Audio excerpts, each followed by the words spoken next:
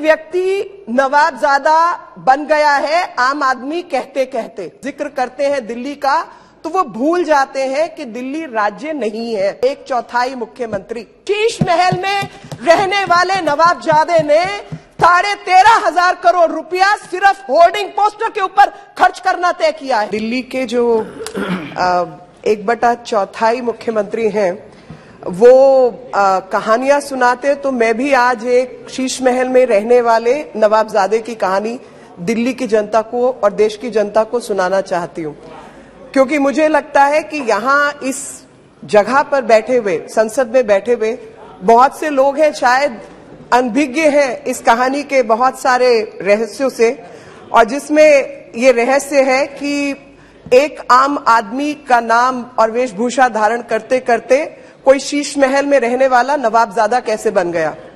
और वही कहानी इस बिल के मूल में है, और वो कहानी है कि एक व्यक्ति जो खड़ा होकर कहता है कि मैं गाड़ी नहीं लूंगा, बंगला नहीं लूंगा, ये नहीं लूंगा, वो नहीं लूंगा, 53 करोड़ का घोटाला करके शीश महल खड़ा करता है दिल्ली के उस क्षेत्र में जहां पर आप ईंट नहीं लगा सकते। 6,000 करोड़ से ऊपर का बजट है, 6,000 करोड़ से ऊपर का बजट है, 6,000 करोड़ से ऊपर का बजट दिल्ली के फ्लड डिपार्टमेंट का है। उसकी मीटिंग जब 21 तारीख को रखी जाती है तो ये नवाबजादे वहां पहुंचते नहीं, कहते हैं मैं और राजनीतिक गतिविधियों में राजस्थान में उपस्थित हूं, तो आप इसको बढ़ाइए। उसकी तारीख 23 की जाती है, 23 को भी ये वहां पर नहीं पहुंचते, फिर उसको बढ़ाकर 26 या 30 की जाती है, और उसमें कहा जाता है कि मेरे जगह पर, मेरे बिहाफ पर आतिशी मरलेना इसको अटेंड करेंगी। आतिशी मरलेना जो दूसरी मंत्री हैं वो भी नहीं पहुंचती 30 तारीख को, और उस तारीख को बढ़ाकर 6 तारीख को कर दिया जाता है जब दिल्ली के अंदर कम पानी छोड़ने पर बाढ़ आ जाती है। 2 साल से दिल्ली फ्लड कंट्रोल डिपार्टमेंट की मीटिंग ही नहीं हुई, और जब 3 लाख क्यूसेक के आसपास पानी छोड़ा गया, दिल्ली में बाढ़ आ गई, 8-8 लाख क्यूसेक पानी दिल्ली में छोड़ा गया, तब बाढ़ नहीं आई। ये बात मैंने इसलिए शुरू की कि आज जब यहां बैठे हुए लोग जिक्र करते हैं दिल्ली का तो वो भूल जाते हैं कि दिल्ली राज्य नहीं है। और इसीलिए मैंने कहा 1/4 मुख्यमंत्री, क्योंकि पहले तो आधी ताकत कोर्ट ने ही मान लिया कि law and order, land, all these issues will go to central government। ले दे के एक विषय बचा था जिसके ऊपर सारा झगड़ा है, सारा मामला फंसा सर्विसेज के ऊपर। और जब सर्विसेज की बात आई तो सर्विसेज क्यों आवश्यक हुई। मेरे से पूर्व में बोलने वाले मेरे अन्य दल के मित्रों ने कहा कि इंटरप्रिटेशन का अधिकार सिर्फ और सिर्फ सुप्रीम कोर्ट को है। अब अगर हम सब मानते हैं कि इंटरप्रिटेशन का अधिकार सुप्रीम कोर्ट को है, तो सुप्रीम कोर्ट ने ही अपने निर्णय में तय किया है कि दिल्ली जो है वो यूनियन टेरिटरी का अधिकार रखती है, वो स्टेट नहीं है। और यूनियन टेरिटरी चाहे दिल्ली हो या पौंडीचेरी हो, सेंटर का उसमें अधिकार है। और जब विल ऑफ द पीपल की बात आती है तो प्रेसिडेंट ऑफ इंडिया से बड़ा तो विल ऑफ द पीपल कोई और रिप्रेजेंट नहीं करता। प्रधानमंत्री से बड़ी विल तो एक शहर का मुख्यमंत्री रिप्रेजेंट नहीं करता, जहां पर 7 सांसदों को चुनकर भी इसी दिल्ली की जनता ने भेजा है। तो जब ऐसी ऐसी मुश्किलें आती हैं दिल्ली में, मैं कोविड याद दिलाना चाहती हूं या बैठे हुए सब लोगों को, पूरे देश की रिक्वायरमेंट कोविड से पहले ऑक्सीजन की 972 मेट्रिक टन थी, पूरे देश की, जो लिक्विड ऑक्सीजन की, लिक्विड मेडिकल ऑक्सीजन चाहिए होती थी एलएमओ की। कोविड आया, भाई साहब ने एक तो अस्पताल नहीं बनाया, किसी की कोई मदद नहीं की, भोजन की व्यवस्था नहीं की, कोई काम नहीं किया। और ले देकर, क्योंकि दिल्ली कैपिटल सिटी है, पूरा देश और अंतर्राष्ट्रीय व्यवस्थाओं की निगाह यहां लगी रहती है, तो केंद्र सरकार को कूदना ही पड़ेगा। आप कैसे कह सकते हैं कि भाई सांसद काम नहीं करेंगे? सांसद बेचारे इंटरवीन नहीं कर सकते, लेकिन उनके ऊपर रिस्पॉन्सिबिलिटी निश्चित की जाती है। जब रिस्पॉन्सिबिलिटी निश्चित की जाती है तो केंद्र सरकार ने सुप्रीम कोर्ट में कहा कि भाई 972 मेट्रिक टन दिल्ली के लिए बहुत अधिक है, हम इतनी सिर्फ दिल्ली को नहीं दे सकते, पूर्वोत्तर के राज्यों से, जहां पर आयरन एंड स्टील मैन्युफैक्चरिंग होती है, वहां से ऑक्सीजन को काट करके लाना दिल्ली। और आप अंदाजा लगाइए कि केंद्र सरकार ने क्या कुछ नहीं किया। क्रायोजेनिक टैंकर्स, हवाई जहाज, ट्रेन, सब कुछ लगाकर ऑक्सीजन लेकर आए और लाकर दिल्ली के बॉर्डर पे ऑक्सीजन खड़ी कर दी। बोला जी बताइए कहां भेजनी है, तो उसकी अव्यवस्था थी, इनको पता नहीं था कहां भेजनी है। और जो प्राइवेट अस्पतालों की अपनी व्यवस्था थी ऑक्सीजन लाने की, खरीदने की, उसको तहस नहस करके इन्होंने सरकारी अस्पतालों में वहां पर भेज दिया जहां पर कोई व्यवस्था खड़ी नहीं की थी। दिल्ली के अंदर जब मेडिकल चीजों की व्यवस्था की बात आती है तो एम्स केंद्र सरकार चलाती है, सफदरजंग केंद्र सरकार चलाती है, लेडी हार्डिंग, लेडी इरविन सब केंद्र सरकार चलाती है। कई लाख करोड़ रुपए का खर्चा केंद्र सरकार करती है, अर्बन डेवलपमेंट मंत्रालय करता है। जब इनको कहा गया G20 है, सड़कें ठीक कर लो, तो कहते हैं हम पैसे नहीं देंगे। 700 करोड़ रुपया रोड ट्रांसपोर्ट मंत्रालय ने दिल्ली को दिया है। तो अब आप पूछते हैं कि दिल्ली के अंदर केंद्र का हस्तक्षेप कैसे?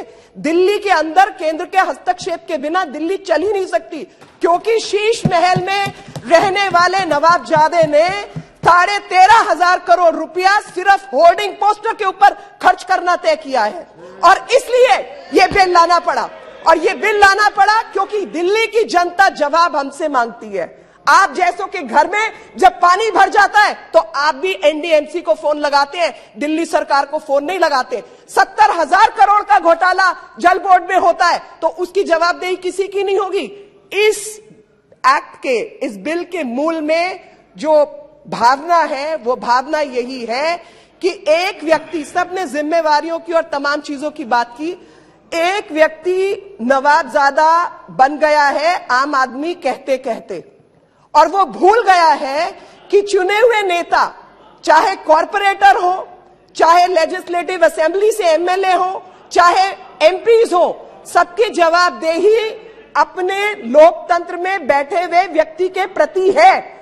और यहां पर अपनी सब चीजों से हाथ जोड़कर कह देना कि भैया केंद्र की सरकार काम नहीं करने देना चाहती, हम तो करना चाहते हैं। तो मैं इनसे पूछना चाहती हूं, जैसे इससे पहले मेरे कई मित्रों ने कई सारे उदाहरण दिए हैं, मैं उन उदाहरणों पर नहीं जाऊंगी, पर एक रैपिड रेल ट्रांसपोर्ट सिस्टम के लिए इनके पास 400 करोड़ रुपया नहीं है, तो कौन काम नहीं करने दे रहा? एक तरफ कहते हैं हमने इतने स्कूल बना दिए, कॉलेज बना दिए, केंद्र सरकार के खड़े हुए कॉलेजेस और स्कूल्स वो केंद्र सरकार ने बना के दिए। 300 500 करोड़ केंद्र सरकार ने लगाया, जाके अपनी फट्टी टांग के आ जाते हैं। तो अब ये सब अगर केंद्र सरकार करेगी तो काम करवाने का अधिकार भी उसके पास है। और इसके मूल में असली कहानी शीश महल की कहानी है। असली कहानी विजिलेंस और नॉन विजिलेंस रिलेटेड मैटर्स की कहानी है। असली कहानी है कि बिना, आप बताइए, मुझे नहीं मालूम, सबको बहुत एक्सपीरियंस है, वैसे राज्य सरकारें चलाई हैं, और जब ये लोग मोरालिटी की बात करते हैं तो मैं याद दिलाना चाहती हूं कि 90 बार 356 को इस्तेमाल करके चुनी हुई राज्य सरकारों को जिन लोगों ने डिसमिस किया वो कॉन्स्टिट्यूशनल मोरालिटी की बात ना करें तो बेहतर है। और ये बात, अरे ईडी, एक मिनट शांत रहो, तुम्हारे घर ना ईडी आ जाए। नहीं, नहीं, अरे मजाक की बात है, मजाक की बात। एक मिनट, सर, मैं जो कहना चाहती हूं, टूल्स ऑफ गवर्नेंस की यहां पर लोग वायलेट कर करके देश का पैसा बाहर ले जाते रहेंगे और ईडी काम नहीं करेगा। आप देश की जनता को चूना लगाते रहेंगे और सीबीआई काम नहीं करेगी। आप गुंडागर्दी करते रहेंगे। दिल्ली के अंदर अगर डोनाल्ड ट्रंप जैसा व्यक्ति आता है तो राइट्स करेंगे और पुलिस काम नहीं करेगी। क्या ऐसी व्यवस्था आप चाहते हैं? अल्टीमेटली ये सब टूल्स ऑफ गवर्नेंस हैं, और टूल्स ऑफ गुड गवर्नेंस अगर इस्तेमाल नहीं होते इसका मतलब आप भ्रष्टाचारी हैं, क्योंकि ये टूल्स आप नहीं इस्तेमाल कर रहे। और आज जब दिल्ली की बात आती है, जब इस पर्टिकुलर इनैक्टमेंट की बात आती है, तो मैं इस इनैक्टमेंट में एक चीज याद दिलाना चाह रही हूं, क्योंकि मैंने कहानी शुरू की थी शीश महल में रहने वाले नवाबजादे की।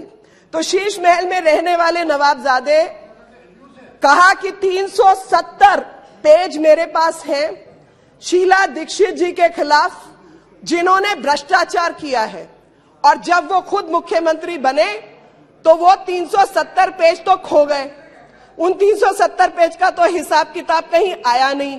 और आज विडंबना देखिए, आज विडंबना देखिए, उन्हीं के हाथ पैर जोड़े जा रहे हैं, उन्हीं के साथ अलायंस की जा रही है, उन्हीं के साथ गठबंधन किया जा रहा है, ताकि भ्रष्टाचार को कैसे रोकने की बजाय कैसे बढ़ावा मिलता रहे। और कानूनी व्यवस्था, और जैसे मैंने पहले कहा कि कोई बीमारी होती है तो थोड़ा लाचार कर देती है, पर लाइलाज तो नहीं होती। इसी तरीके से संविधान के अंदर लाइलाज कुछ भी नहीं है। अगर बीमारी पैदा होगी तो उसका इलाज भी होगा। और खास तौर पे दिल्ली के अंदर जिन्होंने डेंगू की बीमारी फैलाने का काम किया, कोरोना की बीमारी फैलाने का काम किया, काम नहीं करने का काम किया, इलाज तो होगा ना उसका भी। और ये उसी का इलाज है। आप अंदाजा लगाइए, मैं बाढ़ की बात बार बार लेके आ रही हूं। बाढ़ की बात में 6,500 करोड़ रुपया फ्लड डिपार्टमेंट का खर्च हो जाता है। 250-260 लोग उसमें काम करते हैं।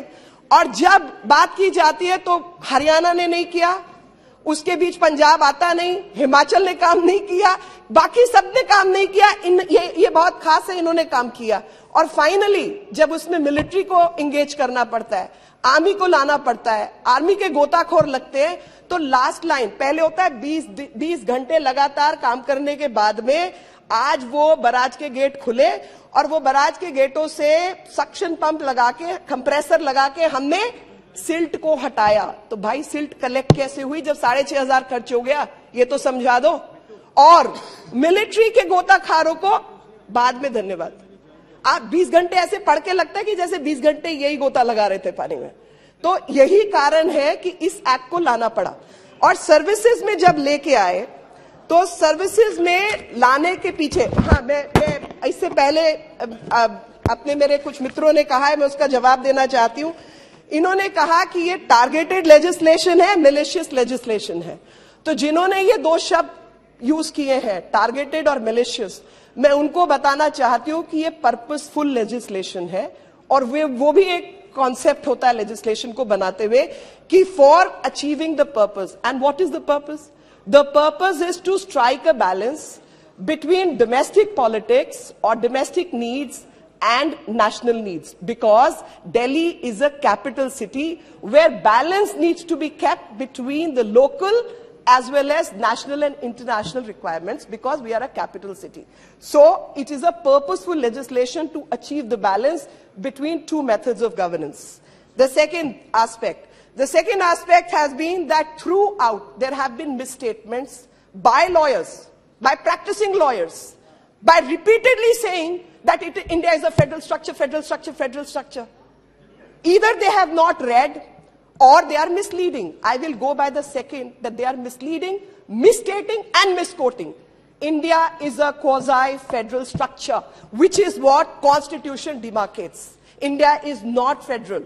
The center will always have a primacy, otherwise to govern a complicated state as complicated as India is, as diverse as India is, will not be possible. That's why the Parliament of India, the central government of India has been given the primacy even in the Constitution, and this Parliament has every business, every right to correct the wrong and bring the right law. The next thing, concept of states will be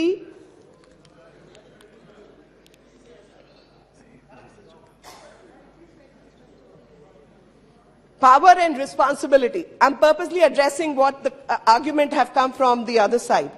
So power and responsibility. I would say if a person by whichever method has come to power and becomes irresponsible, will the parliament, I'm so sure, will of the people, we have also seen ballots being rigged. So don't tell me whichever you don't understand. We also understand how panchayat elections have been conducted in West Bengal. So don't tell me all this. I think people of this country are mature enough. So when power vests with people who act irresponsibly, will this parliament not have the power to correct that wrong and tell people what their responsibility is? to make people answerable to the very people who have elected you. So the answer is power and responsibility. The balance needs to be struck, and that balance is what this legislation is seeking to address. Unaccountable, irresponsible. I mean, these are the words used. So I would go by that somehow the power structure in Delhi has been unaccountable and irresponsible by the manner in which the neutral bureaucracy has been dealt with. I do not know, I mean, I can only quote a great example of our own Prime Minister when he was the Chief Minister of Gujarat, and we know how all kinds of cases, fake cases, etc. were made, and how those chief secretaries used to be appointed by the central government. Did they beat them up? Did they take them to a corner? Did they assault them? Answer is no. You don't do that. You battle it out in the court of law. You battle it out by the method which is prescribed by law. But here the chief secretary, here the bureaucracy had been put under immense pressure to do the wrong. Arvind Kumar, a person, a bureaucrat working with the office of Deputy CM, is a witness in the case of शराब घोटाला. शराब घोटाले में गवाही उसकी है कि किस तरीके से कोने में ले जाकर प्रेशर किया जाता था, गलत काम करवाए जाते थे. उसका क्या कोई इलाज नहीं निकलेगा कि आप गलत काम करवाने के लिए ब्यूरोक्रेसी के ऊपर प्रेशर बनाते रहेंगे? अभी पिनाकी जी ने पढ़ के बताया, जजमेंट में एक्साइटेड है. 400 से ऊपर लोगों को आपने बिना सर्विस कमीशन के, स्टेट सर्विस कमीशन होता है, सेंट्रल सर्विस कमीशन होता है, बिना सर्विस कमीशन के, बिना वैकेंसी निकाले, बिना कुछ किए अपने रिश्तेदारों को 1-1.5 लाख रुपए की नौकरी दे दी. बाकी लोग क्या करेंगे जी? इस देश में इतने लोग बैठे हैं जिनको नौकरियां चाहिए, काम चाहिए. आप अपनी मर्जी से सरकार चलाएंगे? उसका इलाज है. और एक सवाल इन्होंने किया, 3 साल 10 साल, अरे एक्सटेंशन, क्योंकि वो आपके आदरणीय अध्यक्ष जी 370 पेज का नाम इन्होंने लिया था शीला जी के खिलाफ. जिस तरीके के घोटाले इन्होंने किए हैं वह 3-5 हजार पेज हैं. वो 3-5 हजार पेज के लिए उसको एक्सटेंशन देनी पड़ती है क्योंकि इतने मोटे मोटे घोटाले किए हैं. Now coming to the meat of the matter, जो रीऑर्गेनाइजेशन एक्ट है. Try to conclude also. Please, sir. I will. So the state's reorganization, which was brought in 1956, several changes have come, and finality is 2023, where Supreme Court gives control over services to Delhi government, and then ordinance was brought, and now people are saying, why was ordinance brought? Because act could have been brought, bill could have been brought. There was a gap of about 6-7 months, 5-3 months. So my point is, within less than 24 hours, when the Sheesh Mahal Ghotala was being investigated by the Vigilance Department, that not just that officer, 70-80 officers were transferred overnight. Now these are the officers which were investigating the scam. And because they were investigating the scam, overnight they tried to circumvent the scheme of governance and transfer those officers. Thus there was a need to bring in an ordinance. And after bringing an ordinance, the bill has been brought in. And this bill has been brought in to correct the status. So the statutorily, so why was this brought in? This bill has been brought in to statutorily balance the interest of nation with the interest of Union Territory of Delhi in administration of the capital by giving purposeful meaning to the manifestation of democratic will of the people reposed both in the central government as well as GNCTD, that is National Capital Territory region of Delhi. So by virtue of this, what has really happened is that a particular body, National Capital Civil Services Authority, has been established. And this National Capital Civil Services Authority will have 3 members. Chief Minister, who is not just the Chief Minister, but also the presiding officer of this committee, of this authority, will have a member secretary, who's a member secretary of Home Secretary of the state of Union Territory of Delhi is going to be the member secretary. Then Chief Secretary of Delhi, because he's the principal officer dealing with administrative issues. What can it do? It can deal with transfers, postings of officials and disciplinary matters. Sole discretion on several matters, including those related to National Capital Civil Services, summoning, prorogation, dissolution of Delhi Legislative Assembly. This is all what has happened. Now, being the capital of Delhi, being the capital of India, Delhi had been administered by the President of India directly earlier. And a sui generis status was, however, conferred on Delhi, whereby it retained the union territory nature and with a legislature. A lot has been quoted on 239A, entry 43, list 2. Now the judgment, which has been off-quoted, I'm reading that part. So judgment says, in the absence, and I'm sure people familiar with legal procedures know that any judgment records all kinds of arguments and all kinds of facts, and then it gives certain specific subject matter related statements. So where it says, in absence of any specific parliamentary legislation dealing with the subject of services as contained in entry 41 of list 2 of the 7th schedule specifically and in detail, the Honorable Supreme Court was pleased to pass a judgment on such and such date, and whereas in view of its special status as a national capital, a scheme of administration has to be formulated by parliamentary law to balance both local and national democratic interests which are at stake, which would reflect the aspirations of the people through joint and collective responsibility of both the government of India and government of National Capital Territory of Delhi. So this statutory balance, the interest of nation with interest of union territory, will give purposeful meaning to the manifestation of democratic will. Our constitution, the formation of Delhi as a union territory is unique in itself. It may be remembered that every union territory is administered by the president acting through an administrator, and while any UT may have an elected body, it does not diminish the supreme control of the president and the parliament over them as per the constitutional scheme. आदरणीय अध्यक्ष जी, इसके अंदर इस मामले में जो group A services हैं और या जो दानिक्स हैं, उनके ऊपर पोस्टिंग और इन सब चीजों का अधिकार जो है वो केंद्र का है, central services.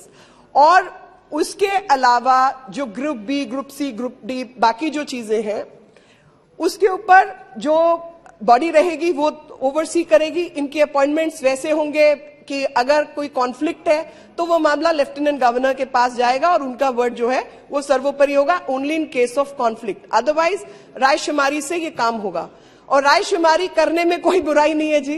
That is what balance is all about, and this balance of power to give जिम्मेवारी and to give responsibility is what this legislation is all about. अंत में मैं एक ही बात कहकर अपनी बात समाप्त करना चाहती हूं, और वो बात है कि जिस तरीके से इन्होंने ये तमाम चीजें की हैं, मिस एडमिनिस्ट्रेशन, मिस गवर्नेंस, तो ऐसे में अगर केंद्र में नरेंद्र मोदी जी की सरकार है और जिनको इन्होंने चौकीदार का नाम दिया था, तो जो चौकीदार की सरकार है वो चौकीदार तो चौकीदारी पूरी करेंगे और नवाब को भी जवाब तो देना ही पड़ेगा और जिम्मेवारी से बच नहीं सकते। वीके न्यूज, राष्ट्र के नाम।